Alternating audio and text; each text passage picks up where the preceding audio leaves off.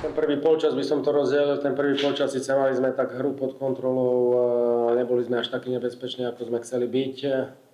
Sice v strede ihriska sme sa snažili kombinovať, ale ťažšie sme sa dostávali za obranu, chýbala nám tá kolmosť.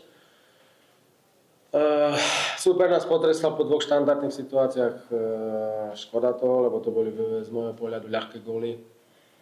Najmä ten druhý, ten prvý bol po priamom kope alebo po nepriamom kope a ten druhý z autu nám vyšli ľahučko a dali nám pekný krížnú strelu, takže to bola škoda.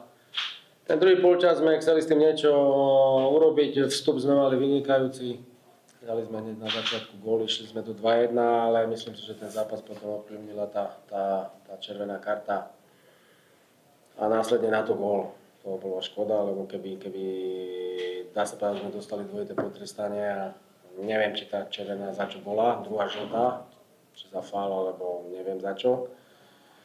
Ale škoda toho, že sme boli potrestaní, ale myslím si, že aj cez to všetko jednou menej sme sa snažili ísť do gólu, boli sme nebezpeční.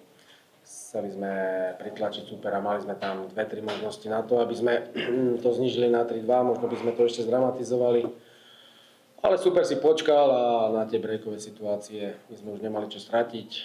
Jedna mu vyšla ešte do penalty a zavrel ten zápas, ale chlapcom môžem len vyčítať tú efektivitu, lebo super dneska možno trafil 5-6 krát bránu a dal z toho 4 góly. My možno 8-9 krát a dali sme len jeden gól, takže dneska tá efektivita bola na strane supera, ak dodáva góly, tak vyhráva. Takže je to pre nás kruté, myslím si, že 4 góly je veľa, ale musíme to zobrať a ideme ďalej, pracujeme ďalej.